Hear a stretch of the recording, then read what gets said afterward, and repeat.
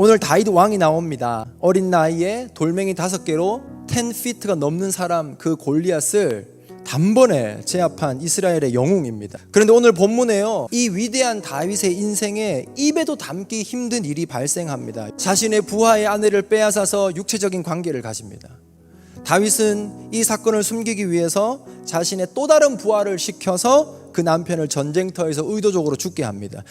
여러분, 전 드는 생각이 뭐냐면, 그렇게 뛰어나고 분별력 있고 은혜가 가득했던 그 한 사람이 죄에 사로잡히면요, 영적 분별력 잃어버립니다. 하늘의 지혜가 사라집니다.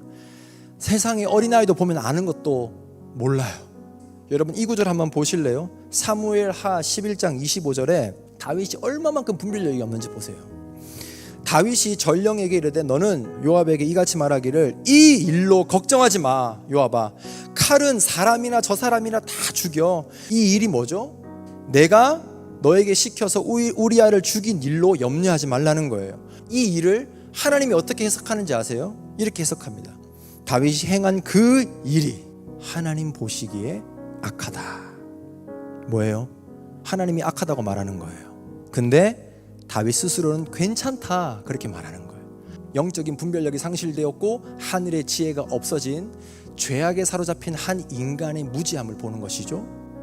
그래서 여러분, 죄의 자리에 오래 머물면 머물수록 죄는 우리의 영적인 기능, 하나님을 의식하고 하나님의 말씀에 순종하려는 그 힘을 완전히 무력화시켜 버리는 것입니다. 육신의 모드로 완전히 전환시켜 버리는 거예요.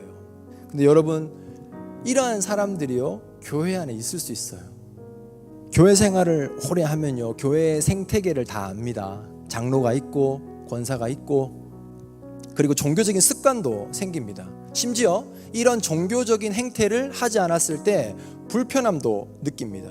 그런데 문제가 있어요. 문제가 뭐냐면, 만약 교회를 다니는 신자 중에 이미 오늘 다윗처럼 죄가 우리를 완전히 장악해서 영적인 기능이 마비되어서 자신의 생활 속에서 전혀 하나님을 인식하지 못함에도 불구하고 자신이 하고 있는 그런 습관적인 교회 활동 또는 교회를 다니며 받은 직책 때문에 자신의 내면에 어떤 일이 일어나지도 못한 채 그때부터 그냥 교회를 다니는 거예요. 몇 년요?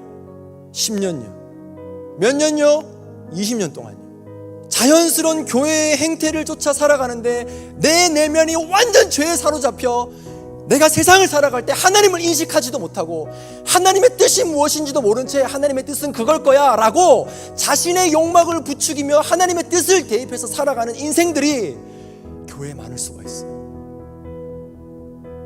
그 모습을 종교적인 형태로 가리려고 하지 말고 발가벗은 모습으로 주 앞에 나아가 회개해야 되는 것입니다.